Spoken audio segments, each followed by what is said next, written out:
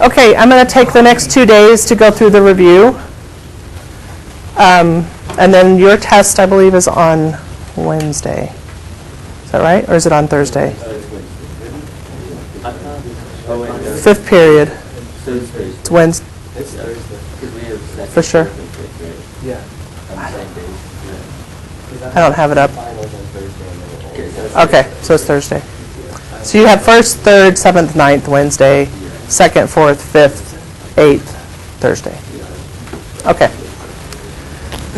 So I won't see you Wednesday, but today and tomorrow we're just going to go through this and make sure everybody's on being able to understand concepts well enough to do well in the final. Okay, name 5 planes shown in the figure. Well, one plane I see is A, B, C, D. One plane is labeled here as plane P. So I'm going to do cursive P. Another plane, CDE, is a plane. And BCFE, I really only need 3 letters for a plane. And then ABF. So there's 5. Name a line that is coplanar, that means on the same plane, with AD and AB.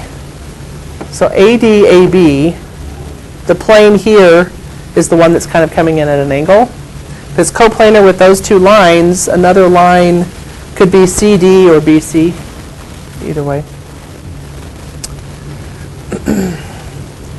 The midpoint of a line segment AB is 1, 2.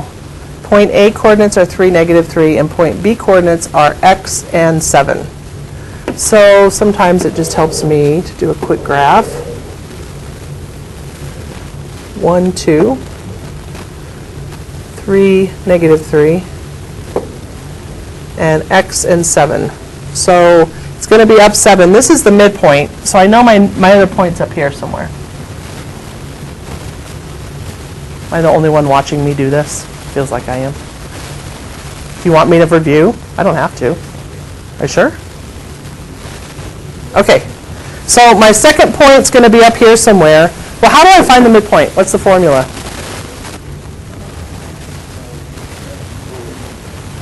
What's that? Close. Yeah. You add them, divide. It's the average of the x value is the average of the y. So if I look here, I've got x plus 3 divided by 2 is equal to what?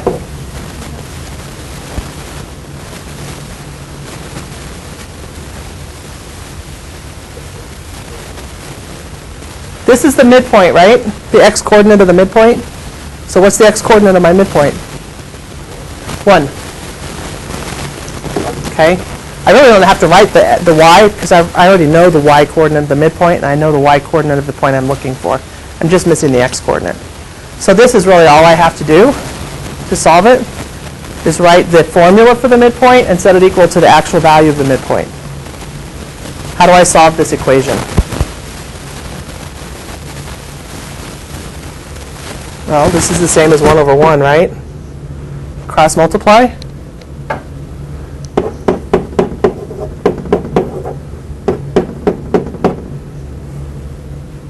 -1.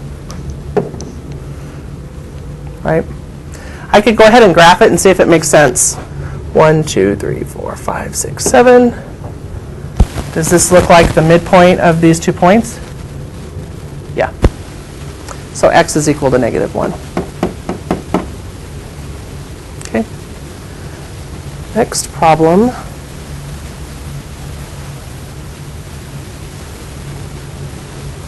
Find the length of AB. Well, the first thing I really need to figure out is what each one of these tick marks represents. It looks like 1/4 of an inch. So I go a full inch to here and then another 1/4.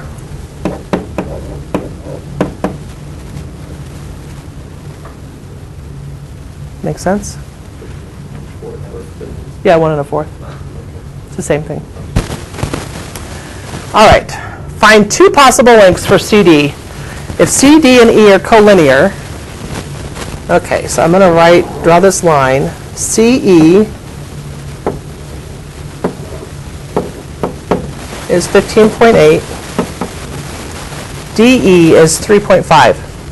So one way I could draw it, I could put D here and have this be 3.5.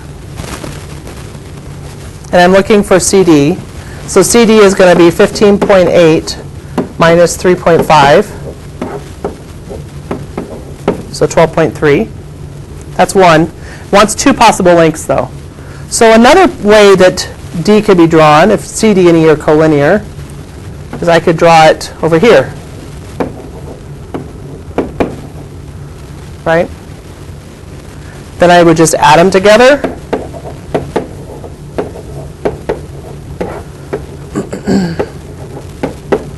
So CD could either be 12.3 or 19.3. I could have even put D over here, but I would still get 19.3. Or no, and then I'd just get 3.5. Okay.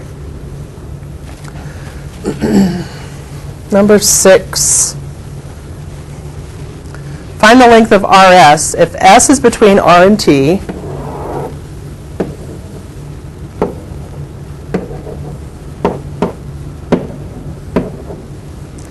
The length of RS is 1/3 the length of RT. So this is 1/3 of this whole thing. RS is 3x minus 3. And ST is 2x plus 6. So what do I do here?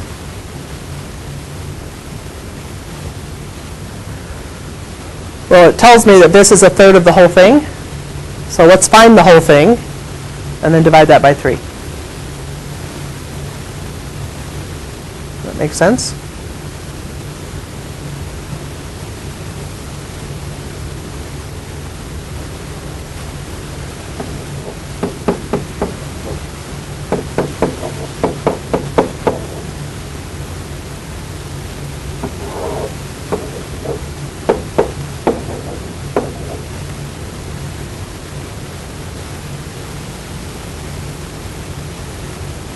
Do we know anything about this piece and this piece where we could solve for x?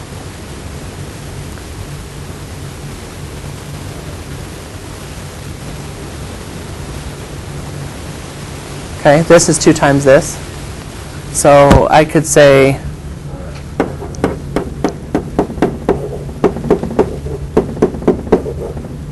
and then solve. That makes sense. Negative 15. It's weird to have a negative length. 3x minus 3. RS is between R and T. The length of RS is 1/3 the length of RT. RS is 3x minus 3. ST is 2x plus 6. So I end up getting negative lengths if x is negative 15, don't I?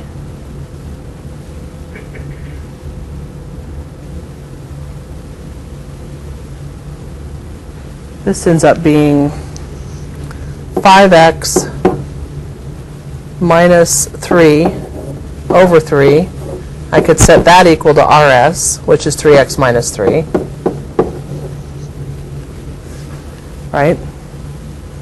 So I get 5x minus 3 equals 9x minus 9. Add 9, so I get 4x equals 6. X equals 3/2. Then I plug that in here. 3/2 times 3 minus 3 to find RS, that length. That makes sense? Okay. Let's look at the next one.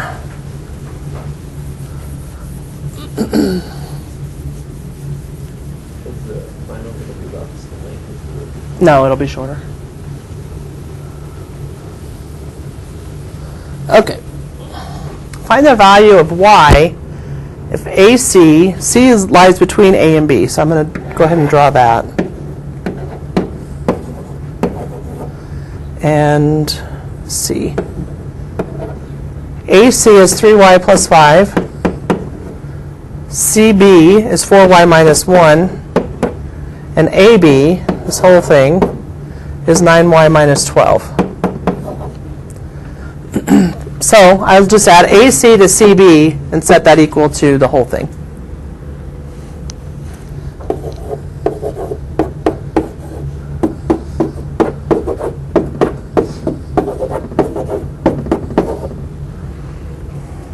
So that's 7y plus 4 equals 9y minus 12. Subtract 4, I get negative 16. Subtract 9, I get negative 2. So y is equal to 8. Did it say find y? Yeah, find the value of y. So it's 8. Question on that one?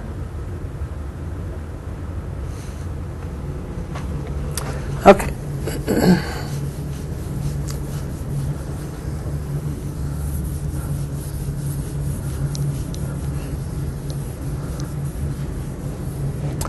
Use the coordinate grid to answer the following questions, and of course I'm going to have to go to the next page. Find the distance between A and B.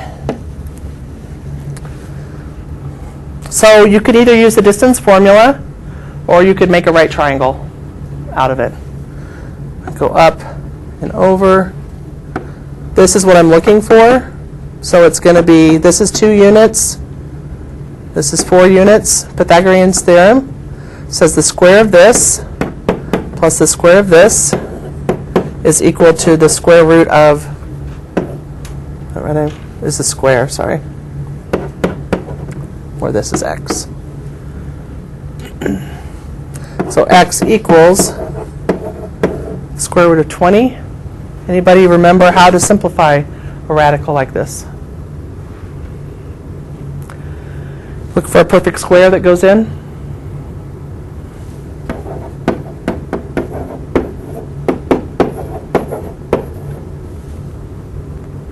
So square root of 20 is 2 square roots of 5. Yeah, I'll give that to you. But on the final, it may be multiple choice, and square root of 20 may not be an answer. So you probably should refresh yourself on how to simplify radicals. Find 2 possible coordinates of a point D on a line containing AB so that AD is 1/4 of AB. 2 possible coordinates of a point D on a line containing AB so that AD is 1/4 of AB.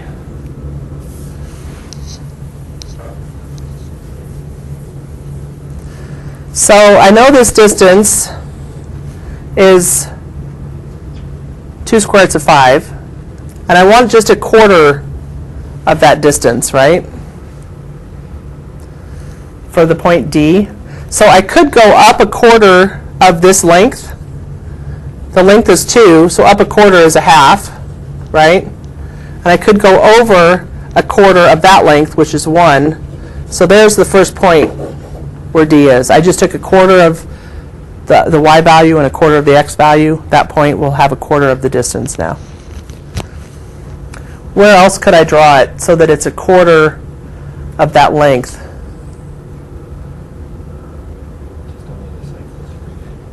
Yeah, because it's wanting AD, right? So I could put it over here, right?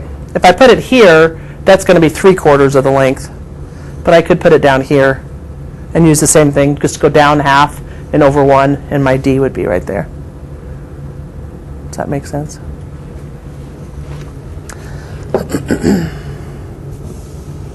Okay. Angles ABC and CBD form a linear pair at the vertex point B. So I'm going to just draw that. CBD. Which 3 points, A, B, C, or D, are collinear? ABD, right? Those are all on the same line. These are hard to do if you don't draw it. So just get in the habit of drawing a picture. I do, and it makes it really easy to see then. Okay? So A, B, and D are collinear.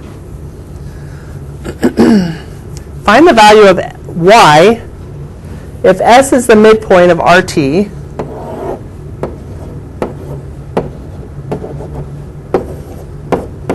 that's equal to that.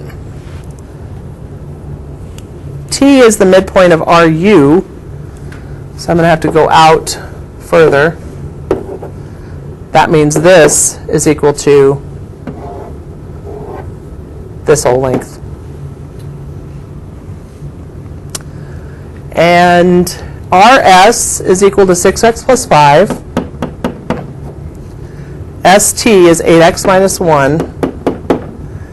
TU is 11y minus 13, or plus 13. And I'm trying to find the value of y. Well, first things first, I can set these two equal to each other because I know that that's the midpoint. So 6x plus 5 equals 8x minus 1. That's really messy. Subtract 2 or 6, add 1. So x is 3. Once I know x is 3, this length here is equal to this whole length. So I'm going to plug 3 in here, get 18 plus 5, which is 23. So this should be 23. Otherwise, I did my algebra wrong. So this whole length, r to t, is 46, which means this length is 46. So I'm just going to set 11y plus 13 equal to 46. Subtract 13.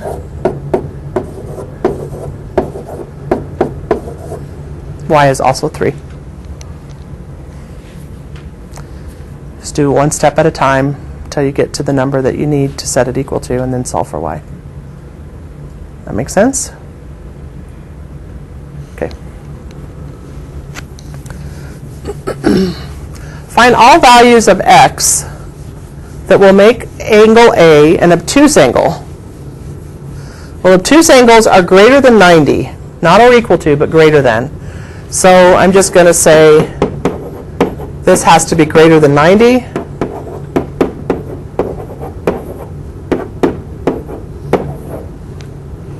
So any value greater than 8 will make that angle obtuse.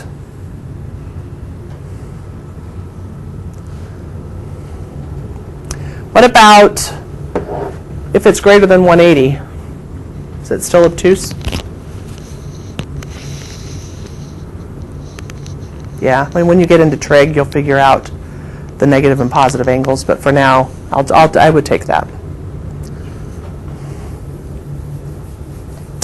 Okay, find the measure of RST if ST bisects RSU and SU bisects TSV.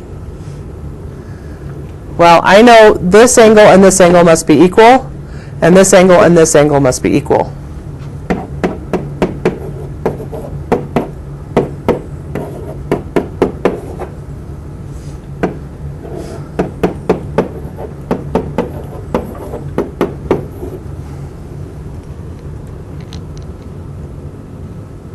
So I could just solve, I could set this equal to this, but I'm still going to have two variables. So I can just solve one of these equations for another, like I'll solve this equation for x, or I could solve this equation for y. Let's just do x. X plus 2y minus 1. I want to move everything but x over, so I'm going to have 6x, sorry, plus. Subtract 6x, and I'm going to subtract 2y. So I get negative 5x equals, and I'm going to add 1, negative 2y minus 8. Negative 2y minus 8. And then just divide by negative 5.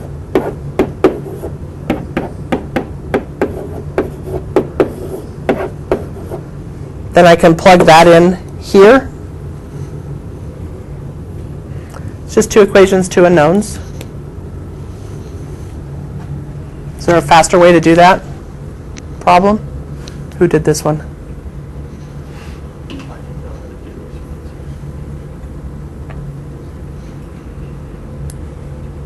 Could also set this equal to this.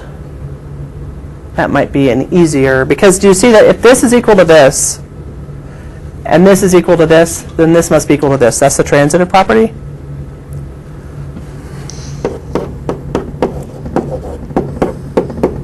(2y plus 5). So if I subtract 2y, I get 2y minus 2y, which is 0. And I add 1, I can see x is 6. Right, when I solve this for x, subtract 2y to both sides, the y's cancel out, 2y minus 2y is 0. Add 1, I get 6. So x is 6. Now I can plug that in here. 6 times 6 is 36, minus 9 is 27. So I know this angle here is 27. Which means this has to be 27 because this is the angle bisector. So 2y plus 5 equals 27. 2y equals 22. Y is 11. And then I also know this angle has to be 27. Now that I know y, did I write 11? I can say 6 plus 2 times y is 22 minus 1. Well, sorry. I know both of them. I'm done. I don't have to put it back in. X is 6, y is 11.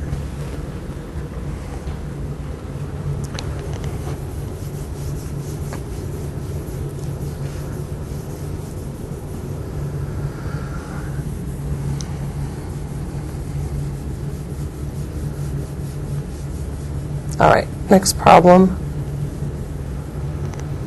Find the measure of angle 1 if angle 1 is complementary to 2, 2 is supplementary to 3, and 3 is 126. I have to draw this. I can't just do this one in my head. So angle 1 is complementary to angle 2. That's what complementary means. Added together, they equal 90. Angle 2 is supplementary to angle 3. Supplementary means they equal 180. Now I can plug in. Angle 3 is 126. We're trying to find angle 1. Well, if this is 126, what's this angle?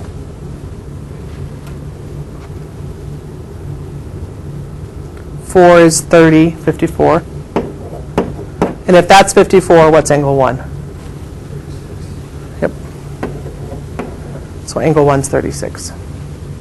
Just draw a picture. Find the value of x of y if these two rays are perpendicular. So I'm going to draw those. This is x, this is w, x, z. Y is on the interior.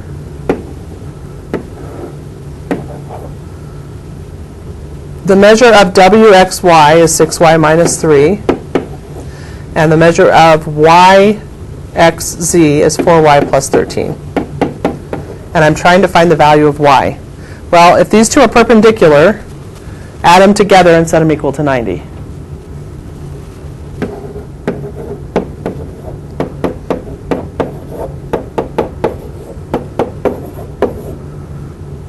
(10y plus 10 equals 90). 10y equals 80. Y equals 8. Questions on that one?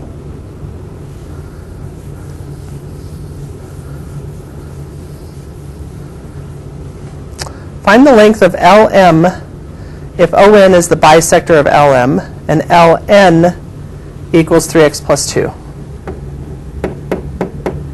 Well, if this is the bisector, we know 3x plus 2 must equal 7x minus 1. So 4x equals 3. X is equal to 3/4. Is that right? and it wants the length of LM. Well, LM is going to be twice one of these two. So let's just do 7x minus 1. I put 3/4 in. I get 21/4 minus 4/4, sorry, which is 17/4. That's what NM is. And LM is twice that, so 34/4, which is 17/2. So LM should be, what, 8.5? Okay. Use the coordinate grid to answer the following questions.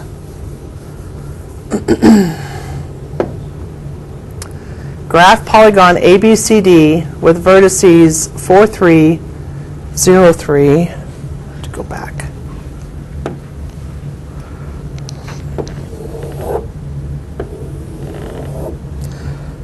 Four, 3 is A. 0, 3 is B. -2, 2, -5, 6. -2, 2, 2, 3, 4, 5, 1, 2, 3, 4, 5, 6.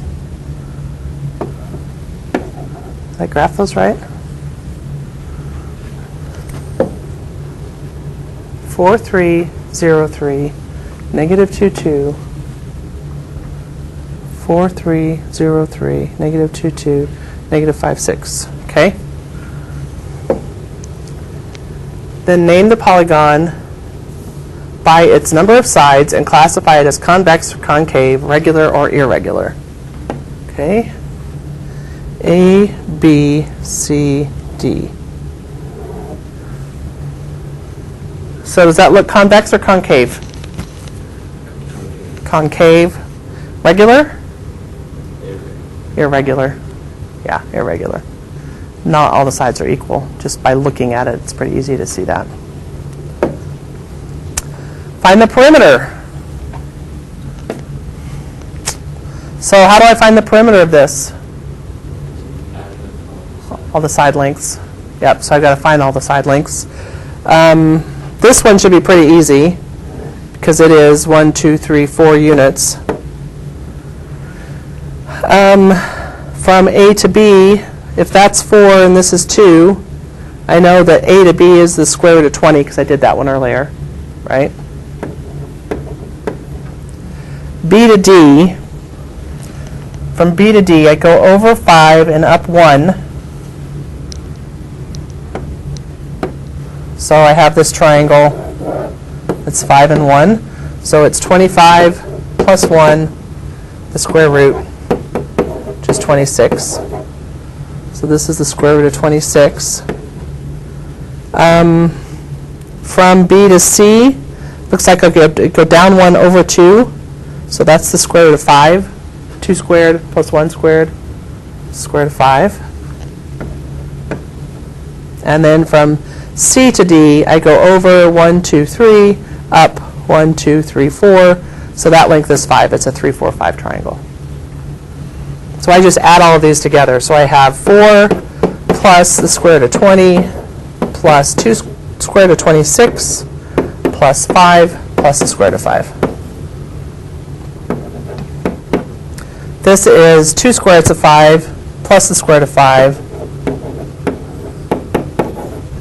If they wanted exact, that's what it would be. If they wanted it approximate, you could just do it all on your calculator and add it all up. Did it say anything about rounding? No, just find the perimeter. So just the distance formula times 5. Okay. Suppose a regular quadrilateral, this is the bonus. Why don't we save the bonuses for the very end, which will be the end of the day tomorrow. I'll go back through and do all the bonuses. Okay, let's move on to the next section here. Identify each pair of angles as alternate interior, alternate exterior, corresponding, or consecutive interior. 9 and 12. What are those two?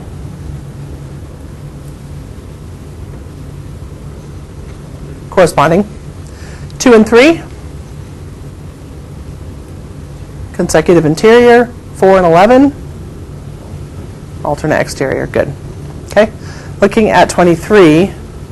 If the measure of angle 9 is 110, and the measure of angle 8 is 30, find the measure of angle 6. Well, are 7 and 8 equal? 8's down here.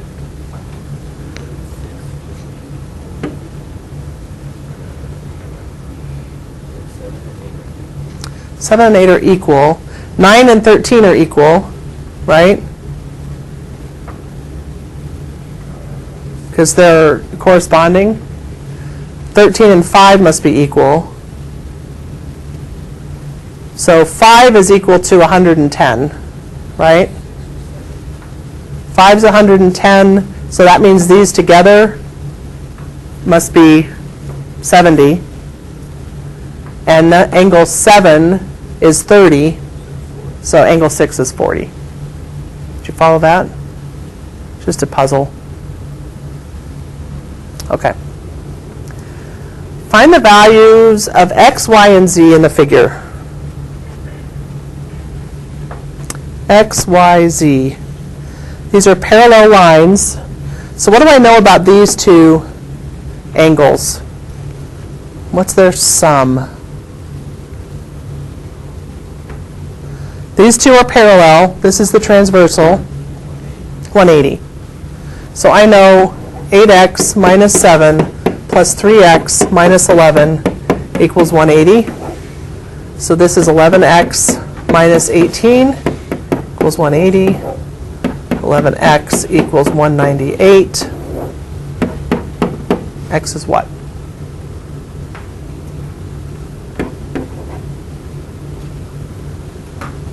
So I found x. What do I know about which angles? How about, here's my transversal, and my line's off. Do I know anything special about this angle and any other? Aren't these two alternate interior? This is my transversal for that parallel line. This angle and this angle, alternate interior. So I can set these two equal to each other.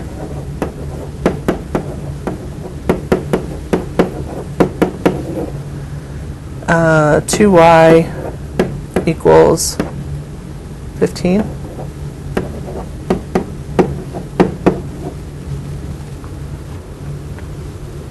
And now, if I look at this transversal, what do I know about these two? They're equal to 180. And I know y is 15 halves, right?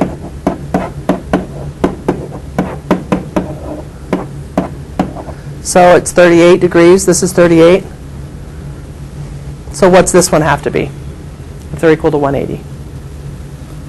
142. So I know 3z squared minus 5 equals 142. So to solve this, I add 5 to both sides. Divide by 3. What is that? 949. When I divide 147 by 3. And what's the square root of 49? 7. So x is 18, y is 15 halves, and z is 7.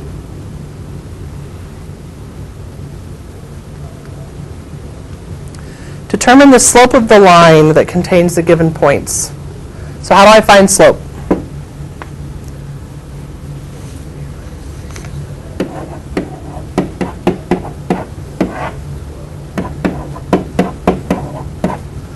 So that's 30 over 18.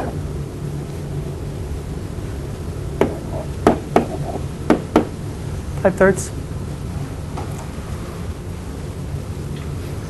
This one, same thing. Negative 2.5 minus negative 0.25 over 4 minus negative 2. So that's what? Negative 2.25 over 6.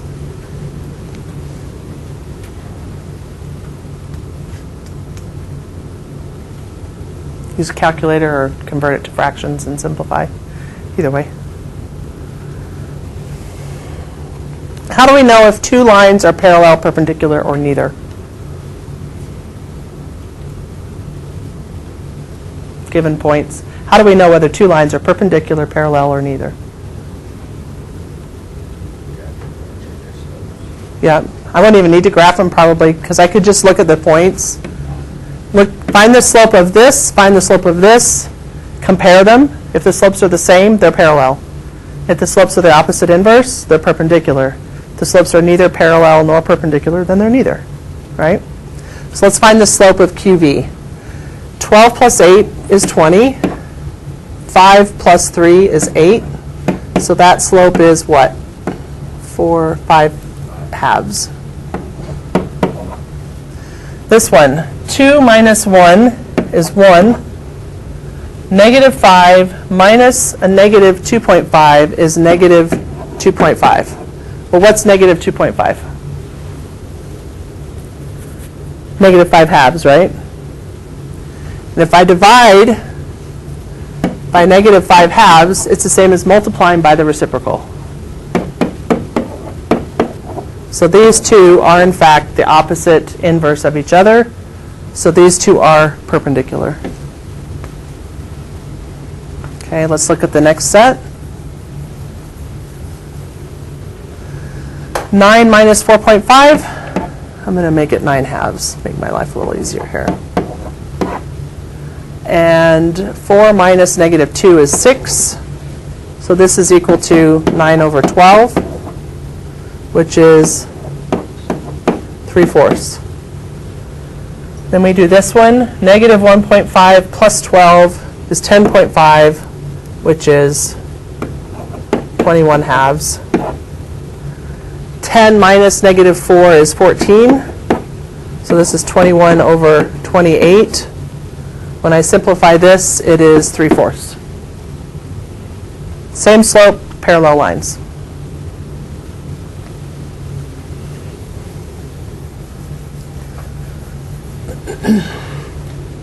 How many problems were on this? Okay, so I can make it to the 30s by the time the bell rings. I'll be good. Okay, two cars are traveling on two different roads that are perpendicular to each other. On a coordinate map, the first car started at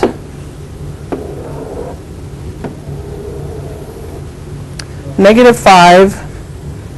I'm not going to be able to do that. 1, 2, 3, 4, 5. 1, 2, 3, 4, 5, 6, 7, 8.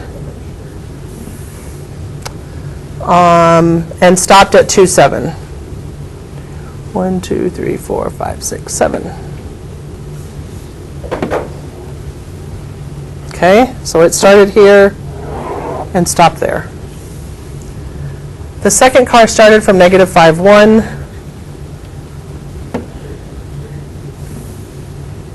And stopped at 10y.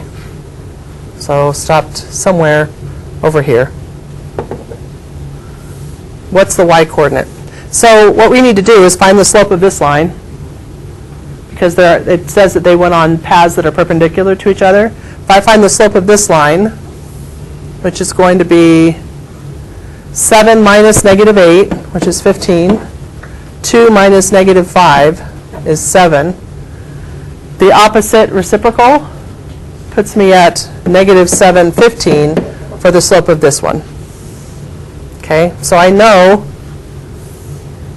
this is my second point here, so I'd say y minus 1 over 10 plus 5 equals -7 over 15. How do I solve this kind of problem? Well, this is 10 plus 5 is 15, so that's equal to my denominator, right? So really, y minus 7 equals -7. So y, or minus 1, sorry, y is equal to negative 6. So 10, negative 6, well, if I drew that, those two lines would be perpendicular. Okay, well, let's do 30 and then we'll call it.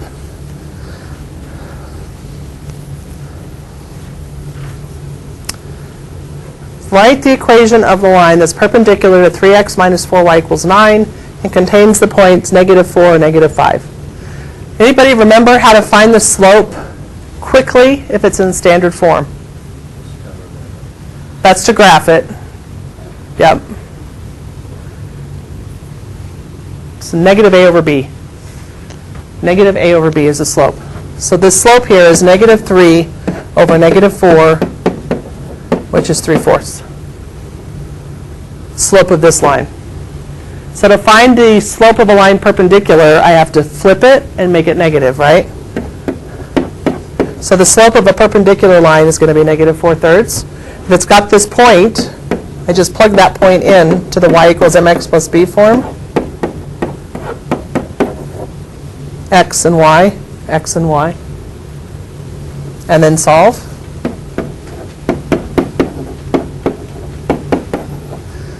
That's negative 15/3 plus 16/3 gives me 1/3. So the formula, the equation would be negative 4/3 x plus 1/3. Just a review of Algebra 1.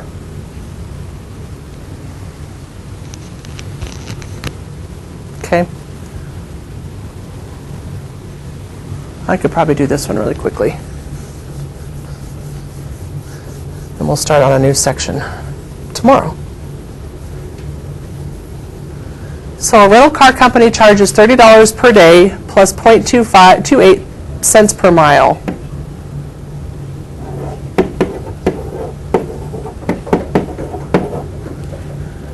If it's over, for each mile over 100 to rent a car.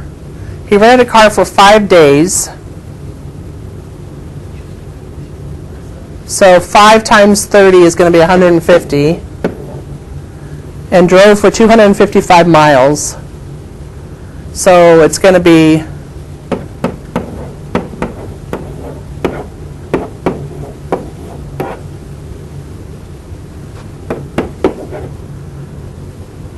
because this has got to be over 100, right? It was 255 total times 100. There's the equation. And then just calculate what the total cost was then. Everybody follow that? $30 a day, so $150. And then 28 cents per mile for every mile over 100. And he drove 255. So this has got to be 155. All right, see you tomorrow. Yes.